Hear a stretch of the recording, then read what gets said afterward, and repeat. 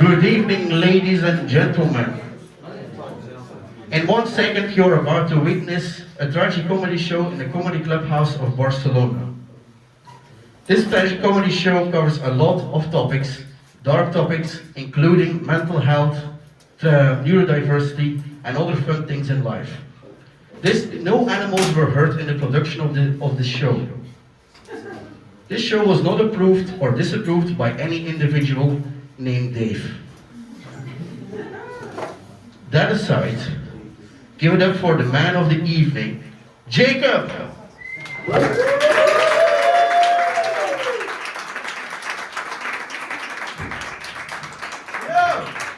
I say fuck, you say Dave. Fuck! Dave! Fuck! Dave! Fuck! Dave! I get scared when I say fuck, you scream Dave. Fuck! Dave! Fuck! Dave! Fuck! Dave! Who are we fucking? Dave! Okay, here's a question. What the hell is wrong with you? I'm fine. When I say fuck, you say Dave and you just go with it. And only afterwards this one person asks, who is Dave? Is Dave a nice guy? What's Dave's profession? Do I even want to fuck Dave? Is Dave good looking? Does Dave have monkeypox? Because then it would be very irresponsible to fuck him. No, when I say fuck, you say Dave, and now together we're fucking Dave. And now I see you all thinking, I see it in your eyes. Are you gonna tell us who Dave is? No. I just want to teach you a valuable life lesson. And that, my children, is how you lose your audience in the first minute of a show. Welcome everybody, how are you all doing? No, we're fine. You're fine. That was someone who was here at the previous show. No, I'm glad for the people who stuck around that you're here. I'm also glad for the people that came here, especially for me. Thank you, Ewan. No, I'm very glad you're all here. Where are you guys from, by the way? Belgium. You're not gonna like my shoe. It's not because I speak Dutch natively that I'm gonna speak Dutch here, so you might have noticed I'm not gonna do that. I'm sorry, but yeah. I hope you're gonna enjoy the show. I'm gonna make some jokes about Belgium too. But as you already know, by living there, Belgium is one big joke. Hey guys, where are you from? Venezuela. Venezuela. Oh, welcome. There's a lot of Venezuelans in Barcelona, right? Any fun facts about Venezuela? Dave is there. I'm sure statistically there will be one person named Dave in Venezuela. Thank you very much. And you're also from Venezuela? I'm not. I'm from Texas. That's in the United States, right? Texas. Like, everybody else said like their country, and you're like, I'm gonna be more specific here. I'm from that part of America, you know? The part of America that has pickup drugs, and guns, and saws, and calculators, I guess? Texas Instruments, yeah, that's the thing they have there. Anyway, welcome to my show, everybody. My name is Jacob. I am, as they already pointed out, I am from Belgium. My native language is Dutch. So people sometimes have problem pronouncing my name. My full name is Jacob Kerkhoven. And usually when I was in a job interview today, and they asked me like, how do you pronounce your name? And I said Jacob, because that's how I pronounce it, all right? Then they said, no, but how do you pronounce it in your own language? Like, how did your mother pronounce your name? Well, for the people interested, my mother pronounced my name.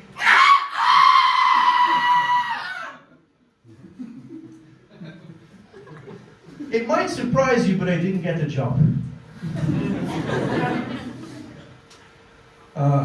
Don't worry, I'm not going to make any sex jokes tonight, because I write my jokes about things I have experience with. That's why I won't make any jokes about, you know, like washing myself, or having hair, or being happy, you know?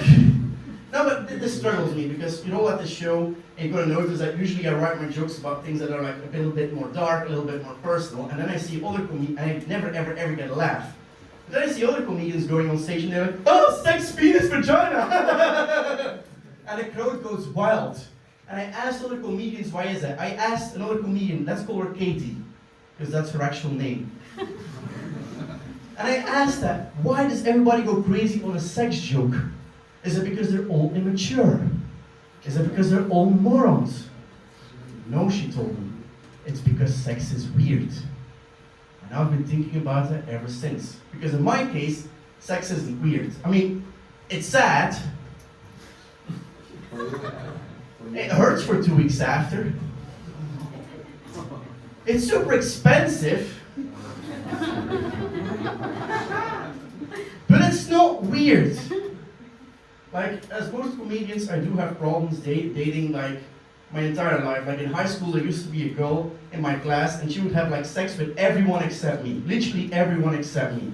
I'm not gonna call her names, I'm not gonna start shaming her, that's not the person I am. But I've been thinking about that.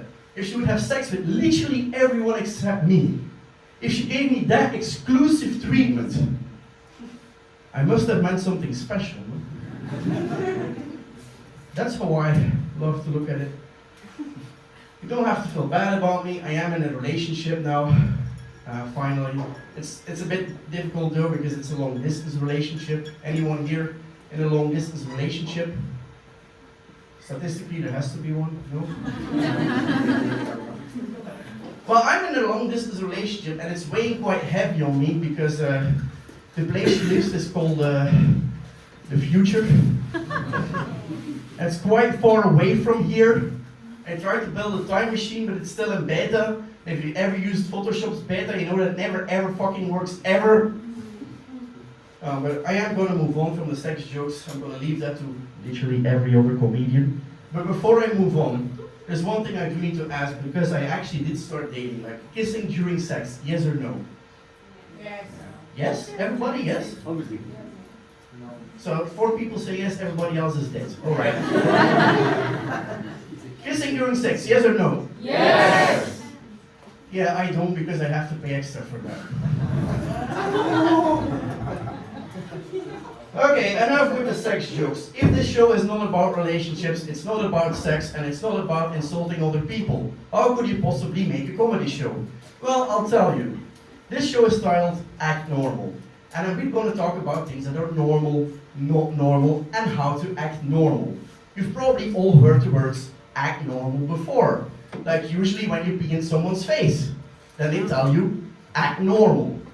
Really, try it after the show, yeah, that's actually what they say. That's the only thing. Either way, this show is about acting normal. And I've heard those words in conjunction so many times through my life that I've decided to dedicate the rest of my life trying to find the normal person, to use them as a guide through life so we could all learn from them and all become more normal. Because wouldn't it be great to one day live in a world where everybody is stupidly, boringly normal?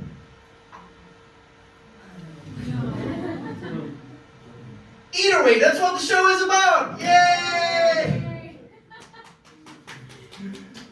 Oh yeah, you can clap for me. We did say this is Tryout, right? Maybe I should rewrite my whole show.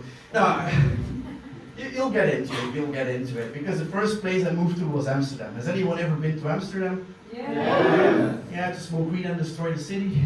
Exactly. Go next week. If I were still living there, I would murder you. But I'm not, so you're fine.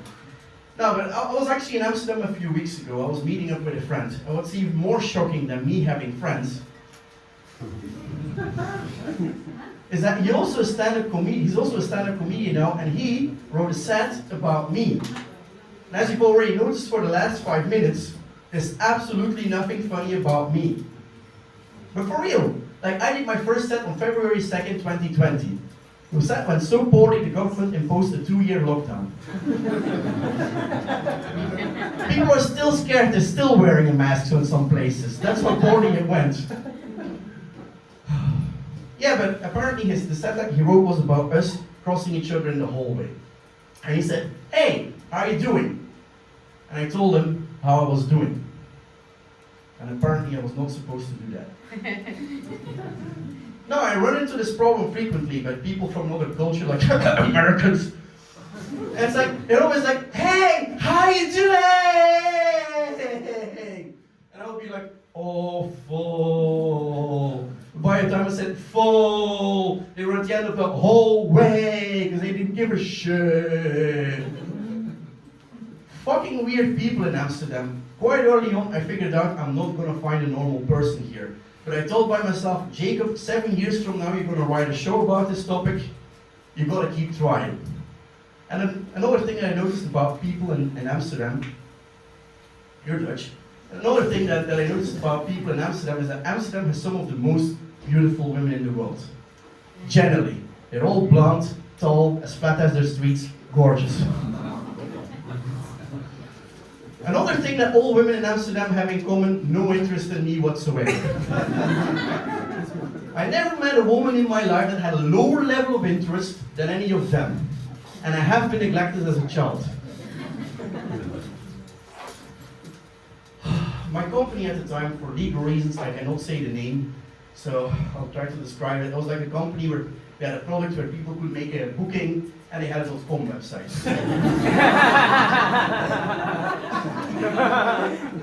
I know it's hard to imagine which company it was. It's a bit cryptic, but this is as far as I can go for legal and moral reasons, alright? You have to imagine it, play with it.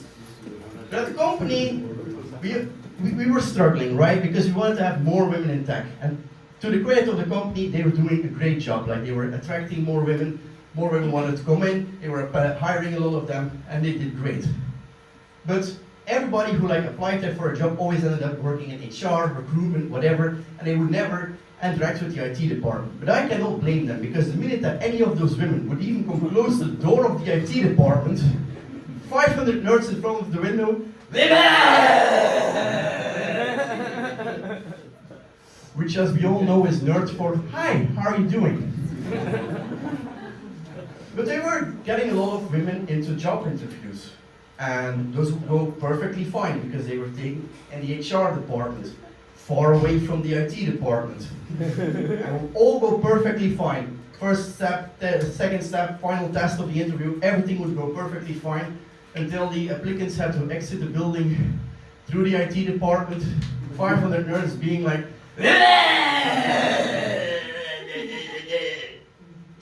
which in that case meant, hi, can I add you on Facebook? Never mind, I already hacked into your profile. And now we would never see or hear from them again. I wonder why. I never figured out.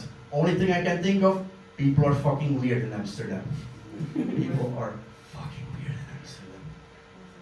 So we've been told I am Amsterdam, a city. It was the first place in my life where I, as a person, started asking myself, am I a good person? And I'll leave it up to you, so don't say it yet, but I'll draw you a scenario and I'll let you decide whether or not I'm a good person, alright? Because at my job at the time, we had a salad buffet for lunch, and there was always something for everyone. There was all kinds of veggies, all kinds of bread, bacon, eggs, a bowl of depression, usually the empty bowl. There was always something for everyone. And one day, one of my coworkers, allegedly, walked into the restaurant, had a plate in his hand, and wanted to put some bacon on his plate. But there was no spoon in the bowl of the bacon. But this coworker of mine thought, aha, I'm an engineer, I can fix this. So he went into the bowl of lettuce, took a spoon. So far you get it, right? Yeah. Otherwise I'll restart my show from fuck Dave. Anyway, took the spoon out of the bowl of the lettuce, went into the bowl of the bacon, put some bacon on the spoon, and then put it on their plate. But obviously, no, there was no spoon in the bowl of the lettuce, so he put it back in the bowl. So far you get it, right? So there was originally there was touching bacon, and now it's back at the original bowl. Okay, you're right. Then a wild vegan appeared. A vegan appeared. I heard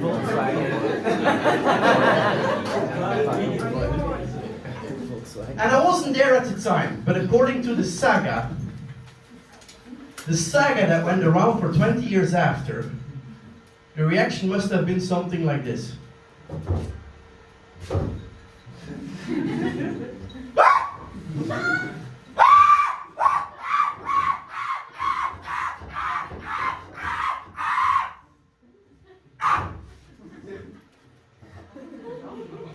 Again, I wasn't there at the time. So I cannot confirm if any of that is true or false. In my head it kind of is. But ever since I heard that story, and I walk into a restaurant, and I see a salad buffet, and there's a spoon, somewhere in the same room, there's this little voice inside my head. Do it. Touch the bait. Am I a good or a bad person? Great. You're a great person. Good. Person, good person. And that's how I figured out where the meat eaters are. Yay! Okay, I said the show was going to be about acting normal, but for the past 10 minutes I've been bitching about Amsterdam, and I'm thinking, are you going to bitch for the rest of the hour about Amsterdam? I wish I could. Unfortunately, we got to move on. But before I do, because I am bitching so much about it, people always ask me, if you hate the city so much and bitch about it so much, how did you end up there in the first place? And that's what I want to share with you, because that's an interesting story. That story started on January 2017. I was still working in Antwerp with some people from an incubator, and we both went out for Friday drinks on a Friday night in Antwerp. A place called Plan Public. Very nice place. Always have jazz music. They always have women dressed up very nicely. A lot of long drinks. You've been there. Yeah, once. Oh yes, you can agree. It's a very nice. I actually have to say that I've done this show 5 times, sometimes in front of 5 people, and there's always someone in the room that has been there. That's how popular they are. I'm not paid to say this, I'm just a fan. Alright, if you're ever in Antwerp, go there. Has nothing to do with the story, let's move on. No, but I was there, but I was still there with co-workers, so I didn't really know what was expected for me. I was a little bit bored. Has anyone ever seen the television show How I Met Your Mother, by the way? Yeah. Oh, most of you. So you know this character named Barney Stinson, Yes. who goes up to good women at places like bars and then knocks them on the back. Have you met Ted? And then Ted, being his introverted friend, being awkward, and that's like a running gag. Yeah. I thought back then I was such a fan of the series, and I thought that behavior was not creepy at all. So I became a copycat and did that as well. So I went up to some beautiful ladies and I was like, have you met Rutger? Turns out a lot of women hadn't met him yet. But I kept trying. I wanted to be a wingman. I was like, have you met Rutger? And I also hadn't met him, but what I noticed is that Rutger didn't seem like he wanted to be met. But I kept trying, and at some point we reach out, we find like 2 attractive Dutch ladies. I do the same thing, my usual, have you met Rutger? They also hadn't met him, but one of those ladies actually starts talking to Rutger. Yeah. But now I felt bad because her friend, who happened to be even more attractive, was standing there now alone. So I felt the social obligation to talk to this incredibly beautiful woman. Not because I wanted to, but I had to. So we start talking. I'm like, hey, where are you from? What do you do for a living? How long are you staying here? Because that's how people told me to start a normal conversation. She's like, yeah, I'm here with a friend. I'm from Amsterdam. I'm just here for a few days. And we start talking, and I actually kind of lose sight of where Rutger went. But I was like, I'm gonna check the lost and found box tomorrow. Tonight I just want to keep talking to this beautiful woman and stare into her beautiful eyes. I would keep talking, we're engaging into a conversation. At some point she asks me, do you smoke? Oh, what? And I say, no, but I really want to see you smoke for some reason. What? What? Well, anything that gives you cancer, like what are you guys? So we go outside, she starts smoking regular cigarettes. I stare at her creepily. I keep on talking, and at some point I lose track of sight, and it's like 3 a.m. in the morning. Cinderella has to go back to her hotel room with her friend, and I have to go to check the lost and found to see if Rutger is somewhere there. I kind of feel bad because I might never see this woman again. So I asked her, am I never gonna see you again? And I showed her my puppy.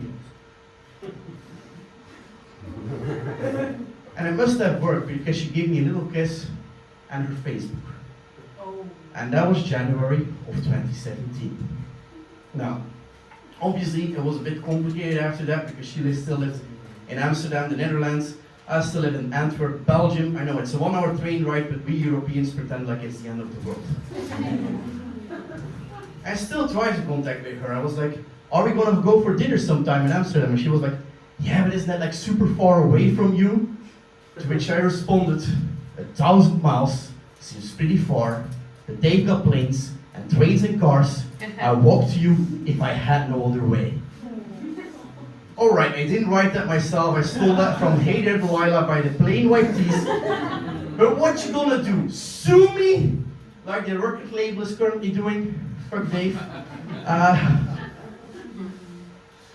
But it was difficult, and this story went on for a while, until like June of 2017, where my boss comes into the office acting very nervously, acting like he has something to say, like any day really. He thought he was important. He's like, hey guys! Hey guys, remember that round of funding we were gonna get? That we needed to, like, pay all of you? Yeah. We're not gonna get it. And I could have, at that point, done some of the obvious things, like reply to one of the robot stalkery people on LinkedIn who insist on approaching me with dear, first name, last name. Or I could have applied at one of the blood-sucking consultancy companies in Antwerp who burn tax money to poorly resolve a problem that only the government believes that exists. But although both of those options sounded great, those were for normal people. And I am not a normal guy. So I thought by myself, why don't I give it a shot? Why don't I apply for a job in Amsterdam? So I went online, started looking for jobs, pretended like that I knew something from computers, also pretended to be a straight white man. It does help. Dutch name does help. Sorry, that aside. But there were immediately like 2 startups interested. Like before, I was like immediately interested. I went to their offices, took some interviews, very easy interviews. They both offered me a job. One offer was even slightly higher than my current salary. I was like, Jacob, something's going right in your life, don't sweat it. Sign a contract, close your eyes, sign, sign, sign, sign, sign. Which is great life advice, by the way. Always close your eyes, never read the contract, always sign. There are no consequences whatsoever, always sign. Then I got introduced to the consequences of my actions. Or in other words, then I got introduced to the Amsterdam housing market. Something I didn't know at the time was that the price to rent a single bedroom apartment, the cost, the price, the rent, would be higher than my salary! Which isn't great if you're like a person who's into like buying food or anything. Worst part was that I had to text back to this incredible princess. Sorry, it's not working out. I'm not moving to Amsterdam. Yeah, this is where I usually let. Thank you. But this time she wasn't giving up.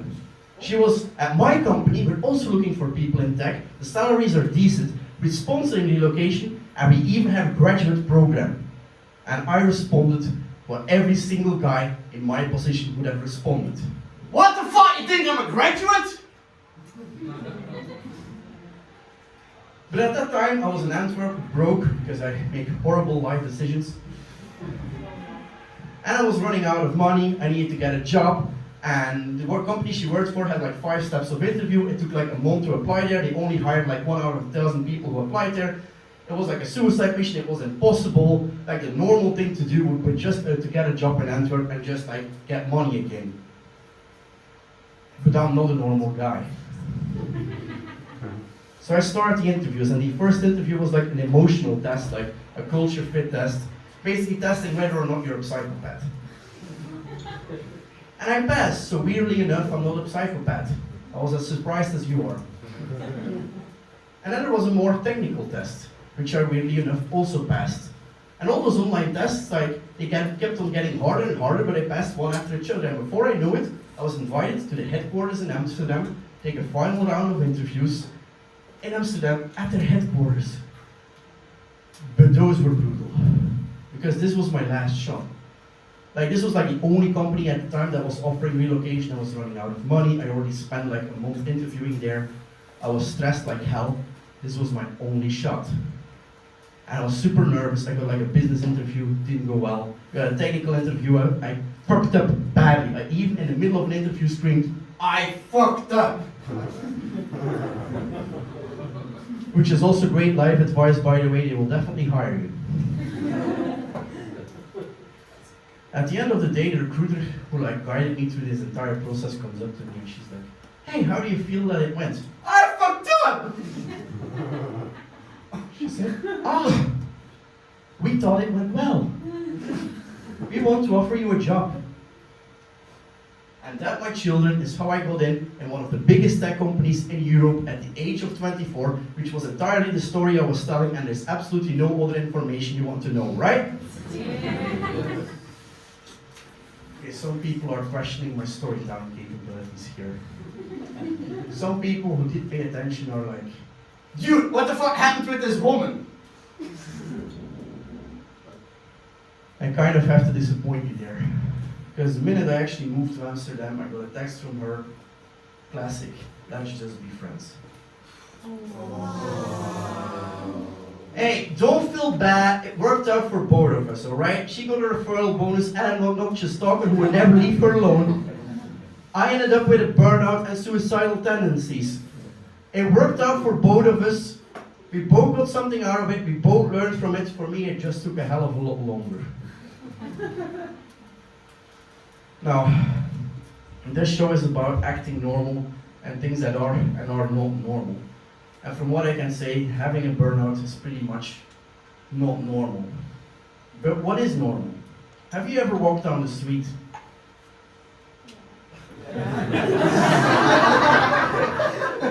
That took a long time. No, how did you get here? Anyway, now the full sentence. Have you ever been walking down the street and you saw or passing by a person and you thought by yourself, "Oh my god, this person is 100% absolutely normal"? Because I haven't. But maybe that's because I work in tech. No, but normal is like what we grown up with, what we're used to. And I have the privilege of having grown up in like a more conservative village in Belgium. And what I learned about the amount of things that they appreciate as normal is a very narrow range of things. Like, I was reading the newspaper recently and it said, Belgium has the least inclusive education system in the world. And that's true. I were there. I can confirm. Like, anyone who had like ADHD, AD, autism, smelled poorly, anyone we didn't like, DJs, anyone we didn't like, we sent them to a special school and we sent them with a separate bus to school. And people would call them names, would say awful things about them, but I can proudly say I never participated. Because I was sitting on that bus. But it's great because now I can tell you everything you need to know about special education. Because you have two types of education. You have normal education, and there they teach you everything you need to know about in life. Like Columbus discovered America, everything is the Germans' fault, and a Shakespeare's book of two people killing themselves in the name of love for some reason. But in special education, on the other hand, they'll teach you the same, but slower. It's like watching YouTube at 75% speed. I asked other Belgians, like, if we are teaching those kids the same ignorant nonsense, can't we just put them in the same building? And they're always defending it. They're like, no, Jacob, you can't do that, because what about like all those smart, normal kids? We want to prepare them as much as we can for future life, and otherwise they would be slowed down by those idiots. Hey, they said that, not me. Just, I'm on your side. Well, if you want to prepare these kids as much as you want for future life, the first thing you should teach them is that they will be fucking always slowed down by other idiots. Yesterday I was taking the metro in the metro station of Spain. I was chasing down the stairs. The train was already standing there. I was like chasing at top speed down the stairs. 5 American tourists in front of me. Is this the right way?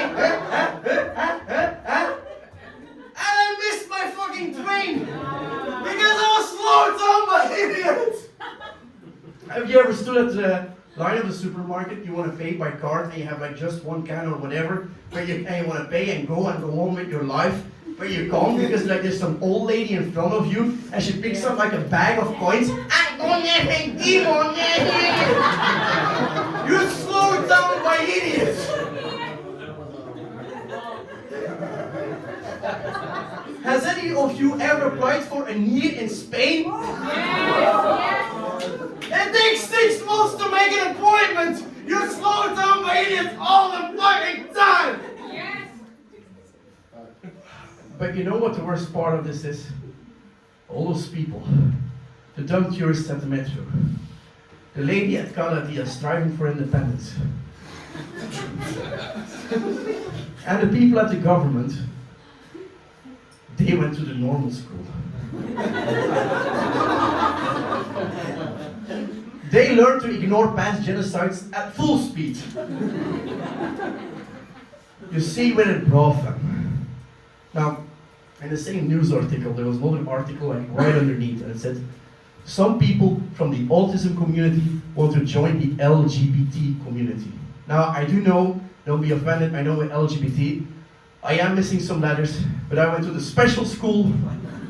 Give me a few years, I'm a bit behind. No, but it's true, and in one way I understand, because they're both facing discrimination, they both want recognition for the things they're going through. But I don't think it's entirely right. Especially because if I at home would have said, Mom, I'm gay, she would have accepted me. It's okay. This joke for some reason always triggers people. Like, one time I did it, there was like a lady sitting in the front row and she had like a very harsh reaction. She was like, No! You can't say that! You don't know what it's like to be a single mother!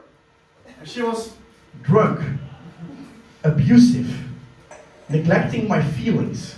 I was like, Mom?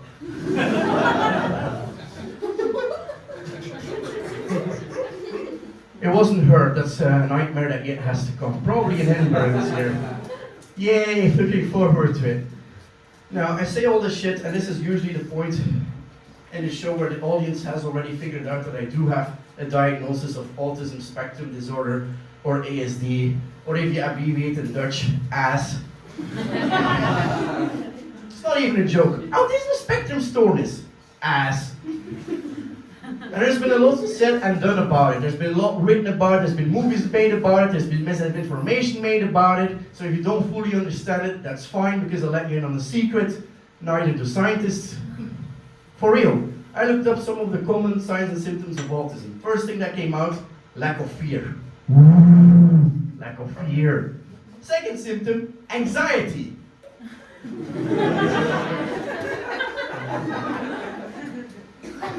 Also, people with autism tend to repeat the same words and sentences. Like they tend to repeat the same words and sentences. Like they tend to repeat the same words and sentences. Yeah, I'm just going to keep repeating until you're laughing. Like they tend to repeat the same. Sorry, that was a joke. Which is also a symptom, by the way. People with autism do not understand jokes or sarcasm. And if you, as you've already noticed for the past hour, I would never make any joke or sarcasm.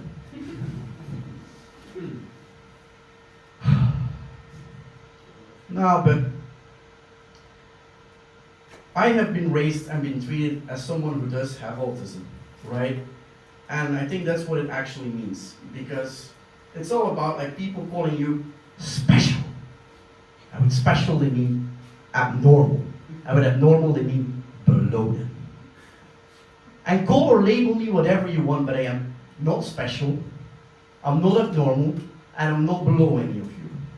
I have a job, I have a degree, and for fuck's sake, I pay taxes. Loads of them, I live in Spain. if I have autism, that would put me in like the 1% of people in the world, around 1%, exactly 1%, I did the research, around 1% in the world who has that exact disability. That would make me, a white heterosexual man with blonde hair and blue eyes, a minority. Hey, you're laughing at a minority. If I have autism, it would mean that I would get discriminated the same way as all the other minority groups that I myself have discriminated my entire life. That doesn't seem fair, does it? Karma. If I have autism, it would mean that I would get rejected jobs and then fired from jobs. I would have to accept that because there would be actually something wrong with me. It would mean that I would never get friendships or lose friendships, never get a girlfriend, be forever alone. I would have to accept that because there would be actually something wrong with me. It would mean that I would not be normal and also never be normal, and I would have to swallow that because there would be actually something wrong with me. I would never be normal, and if there's one thing I wanted to be my entire life, it's to be normal. Look, this is usually where I forget the rest of my show.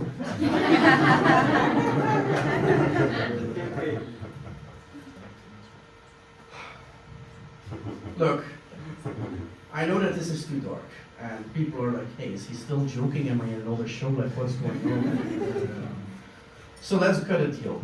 The day anyone can live in whatever country they want. The day gays can have kids without any problem. The day a woman can walk home safe at night without being scared. The day people finally pay for their winter subscriptions. You monsters.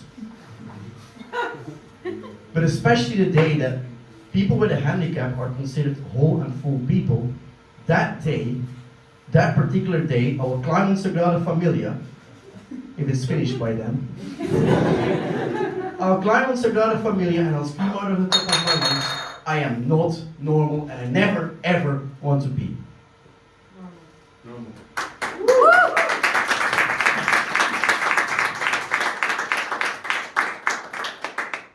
But we aren't there, are we?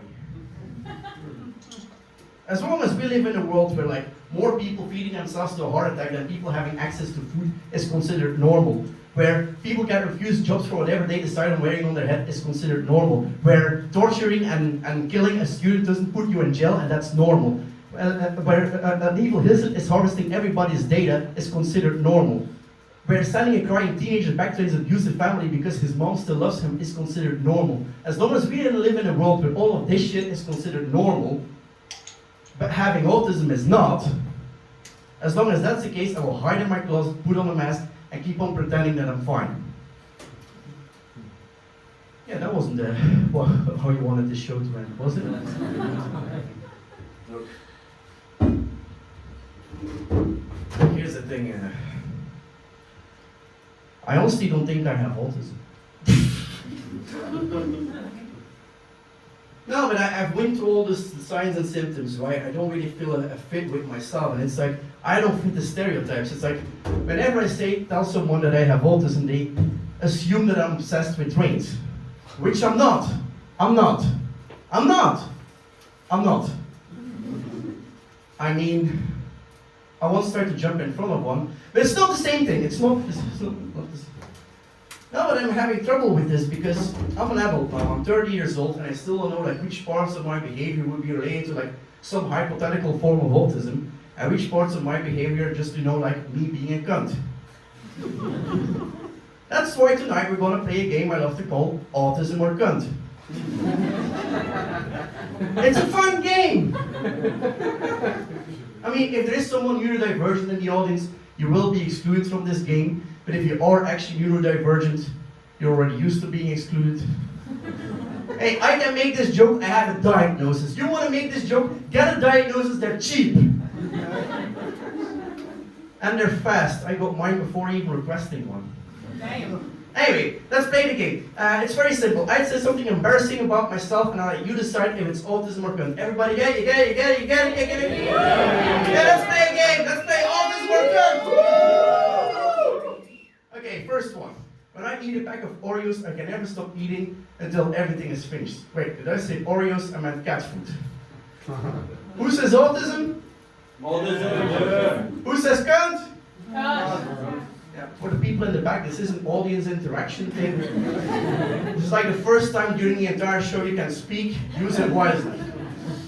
Second one, because some people did get the game, let's move on. Second one, I have trouble keeping eye contact with my girlfriend when she kicks me in the nuts. Who says autism? Autism. Who says cunt? Cunt! There were some ball-busting fans over there. I sometimes make up that I have a girlfriend just for the dramatic effect. Who says autism? Autism! Who says cunt? Cunt! I believe in a conspiracy theory that an evil lizard is trying to harvest all our data in an attempt to take over the world. Autism or cunt? Autism! Yeah, I actually think he has autism, but that's like a whole One last one. When I have a call with my manager, I have trouble staring at his face, because it's fucking ugly. Autism or cunt? Yeah, I think I'm one big fat cunt. Also, I might be the first person to ever say that on any comedy stage. But thank you so much for calling me a cunt. I got an email this morning and someone was basically Batmaning me. They said like, pay me 200 bitcoins in the next 24 hours or I'll release your darkest secrets online. Yeah, I know, right? I was like, which secrets? Have you been to my show? I'm giving it out for free. You have no power here. Alright, now, I am bitching about that, I'm making fun about this topic, and I'm bitching about all the signs and symptoms and all the signs behind it, making fun of it. And I honestly already said I didn't find like signs and symptoms that met me, but after long searching, there was one list of symptoms that actually did 100% apply to me, which were like desperate seek for attention. That's why I do this. Self-harm, low self-validation, low self-esteem, delayed emotional development.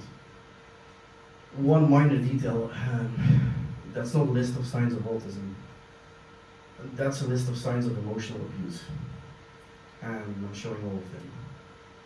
So, while doctors and therapists and scientists and, I don't know, television stars were arguing whether or not I had special needs, and while they were questioning whether or not I was normal and how they could make me act normal, maybe they should have asked themselves if I was okay.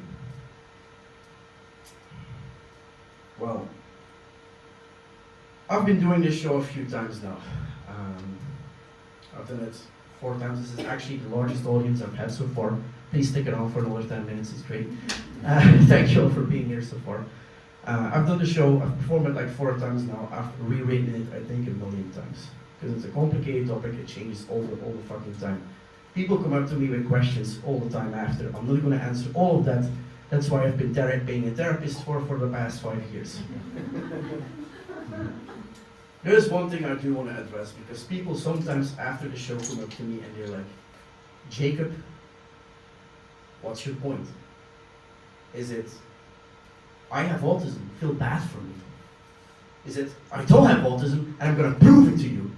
Is it, autism does not exist, COVID does not exist, and the American elections were rigged?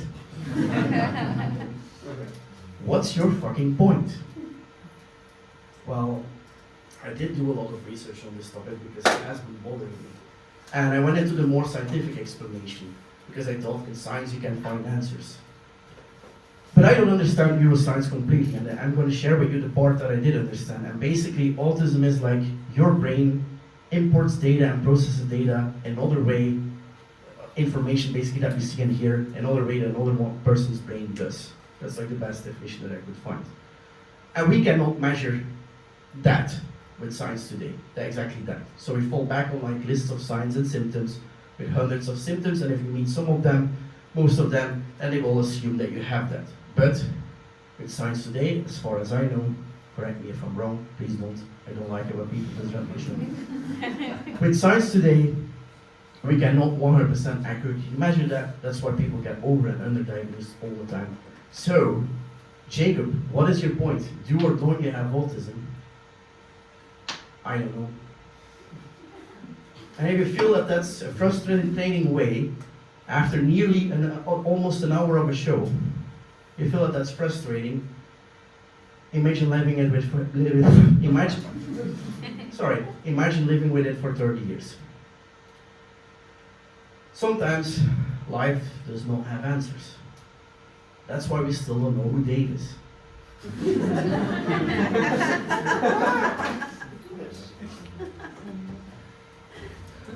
Don't worry, the show is almost over. I'm very glad you all came down here. There's a lot of you. Thank you so much for being here. It's the only way I can do this show. Little applause for yourself.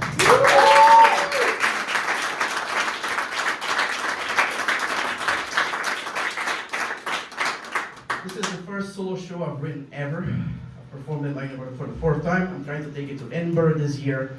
I don't have a lot of experience performing, as has been pointed out by other comedians several times in the past. Don't have a lot of experience performing. I don't have a lot of experience with public speaking or speaking in general. I know, before Barcelona, I never spoke. And the only time I actually had to do public speaking was when I was like forced in front of a classroom in like high school for like an English oral expression. We've all done them, right? We've all hate them, say, oh fuck high school. Right. And the thing is, like, when I had to do that, I had to do an oral expression and we had to talk about our greatest fear. Greatest fear. And when I had to do that, I got a panic attack. I know, getting a panic attack when having to talk about your greatest fear reaches a level of irony where Alanis Morissette would be like, isn't that ironic, don't you think? But the second time I tried, my English was of such a poor level, still trying here, my English was of such a poor level that I couldn't say anything. And it's a bit of a shame, because it's a good topic. It makes you vulnerable, people get to know you, and it's a shame that I couldn't do it. And I cannot go back in time, because as I already pointed out, my time machine is still in beta. And to reproduce this, I would have to, like, fill up a room with random people, have them staring at me, like hope that they speak English, like stand in front of them and just do it all over again. And there would never, ever be an opportunity like that. Or would there? Anyway, the show is almost over, but let's do this. Let's all pretend that we're 12 years ago. You're pretending to be high school students, like draw penises on the wall. I don't know what they do. I'm gonna pretend that I'm me, but like, 17-year-old me. Okay, let's do this. Dear class, dear teacher whose name I already forgot. Today I'm gonna completely voluntarily talk about my greatest fear. And my greatest fear is to get a bad grade on this test. So you could give me some of those magical golden points, it would already help me halfway overcome my anxiety. Wait, didn't work? Because we're trying, no? I mean, how do I know how this game works? It's like playing Monopoly and you just keep playing until someone gets bored and knocks over the table. Only difference is that I never gave consent to play this game. Look. We're gonna cut that out of the recording. That was the feedback. 5 more minutes, guys. Keep it up.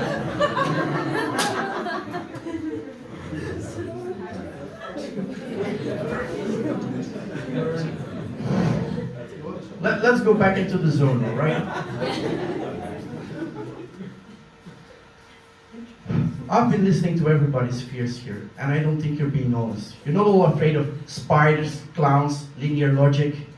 What?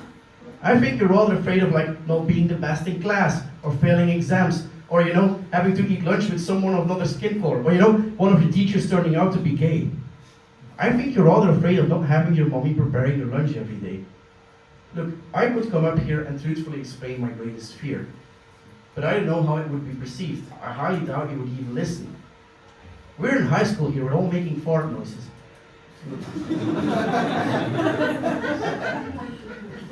We're in high school here, we're all just pretending to be someone we're not.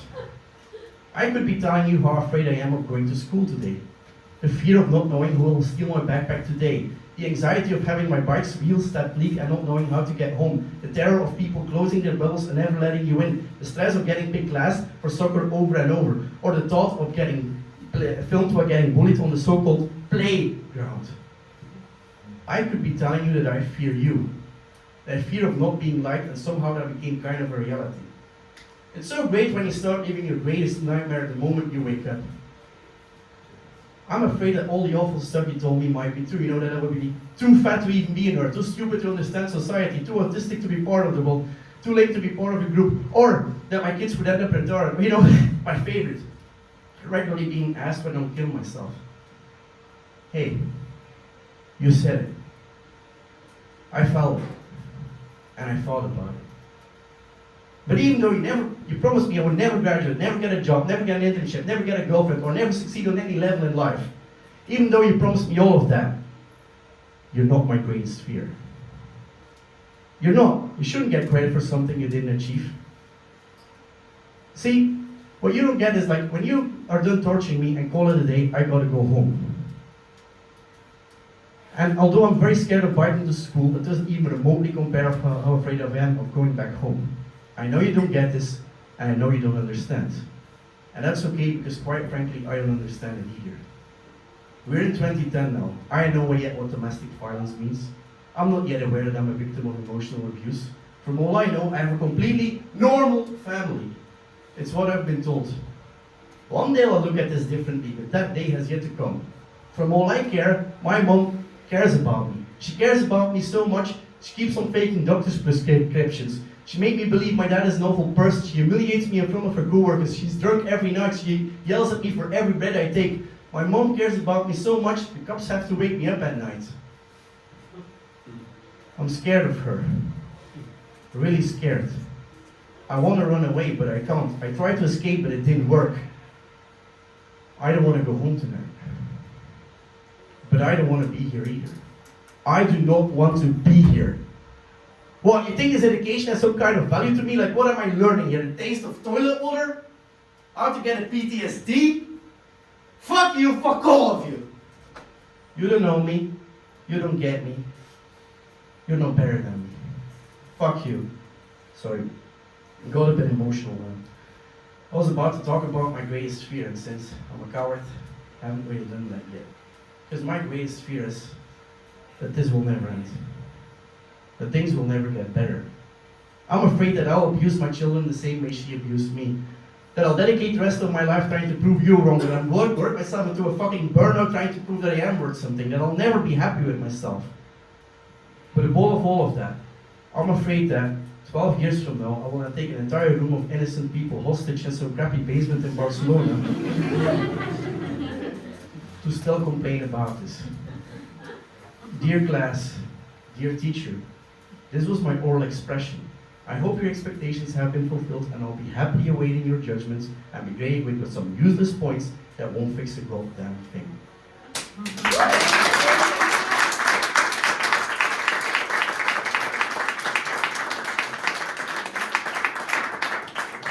Thank you for being my audience. If you felt that was not funny, it definitely was not. If you felt that the show was too long, hell yeah, it was. If you feel that I complained too much about my first world problems, I'll leave you with this. I wish I didn't have to.